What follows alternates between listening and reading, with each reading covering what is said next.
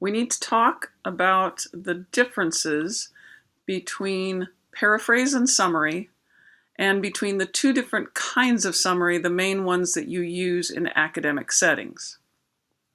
As you can see at the top here, paraphrase is defined as saying something in a way that will make the most sense to a particular audience. A paraphrase is not necessarily shorter than the original, might be the same length.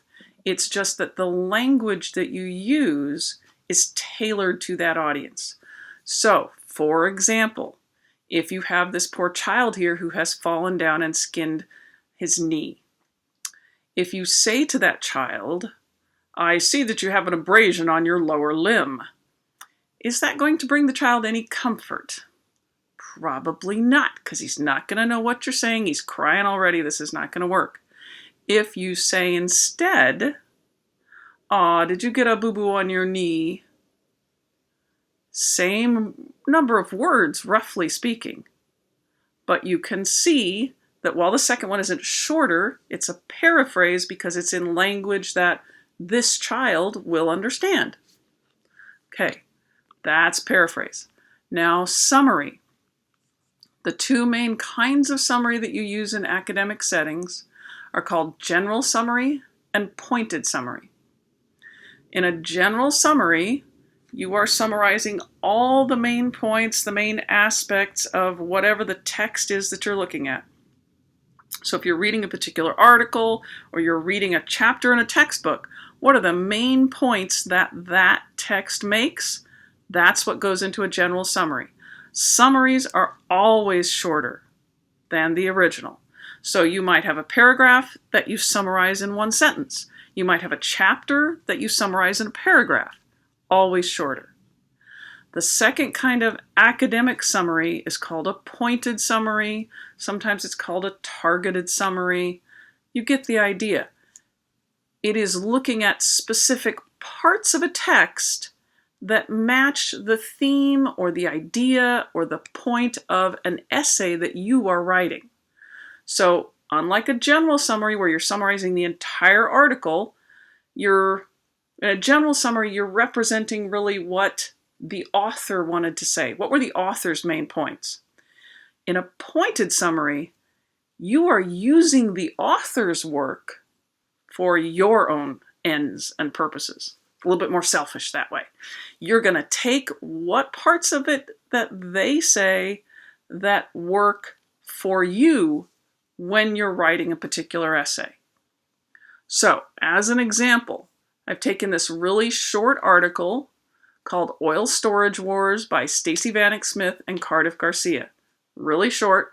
We're going to read through it, and then we'll look at examples of the two different kinds of summary. Okay, so read along with me.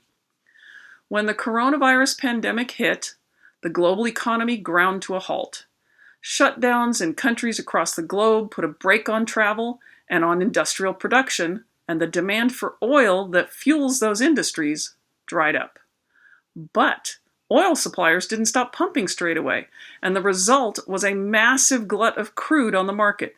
Storage facilities filled up, and speculators who had bought oil futures found themselves desperately casting about for places to put the oil that was about to be delivered to them.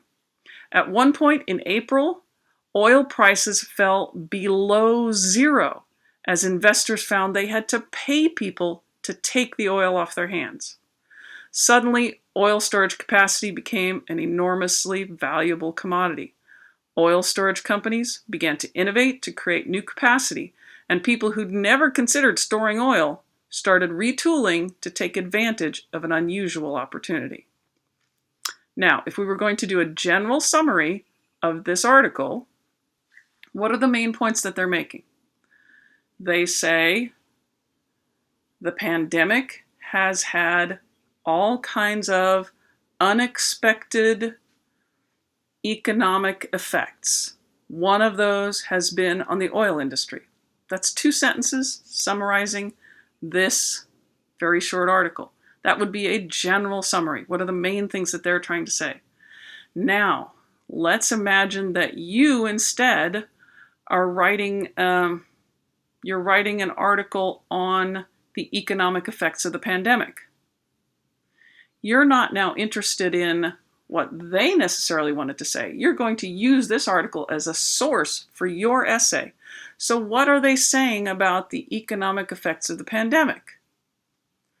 That while it has hurt some people, the people who had to pay to have oil taken off their hands, while it has hurt some people, it has helped other people who were able to take advantage of unusual opportunities, as it says at the very end.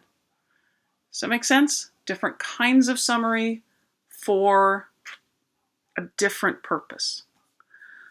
So let's look at these in terms of reading and writing strategies. Paraphrase and summary are both reading and writing strategies. Lots of things we'll talk about are only one or the other, but these actually could be both depending on how you're using it. So, paraphrase can be a reading strategy. In other words, it can help you understand what you're reading when you stop and put something into your own words. It can help you understand it better. You've read something that is confusing, it's complicated, you're not quite getting it. Stop and ask yourself, how would I say this if I was saying this in my own head? That's using paraphrase as a reading strategy. Summary as a reading strategy is probably pretty common. This is probably something you've done before in high school or such. When you've read something, after you've read it, you write a short summary. It's an incredibly useful way to remember what you've read and to process and make sure that you understand what you've read. In terms of writing strategies, you can see that paraphrase is going to help you target your audience. Think about who you're writing to. Are you writing to a general academic audience like the other people in this class? Or are you writing to a specific audience like the people who are studying the same major that you are? There's going to be language that those people would understand that a general audience wouldn't. So when you paraphrase, you're not worried about it being shorter, but you're putting it in language that your audience will understand. Similarly, if you're using summary as a writing strategy, you can see it's a way to include sources in your essay. You can take a whole lot of information, a bunch of sources, boil them down, and you have more room for them in your essay. All right. Talk to you soon.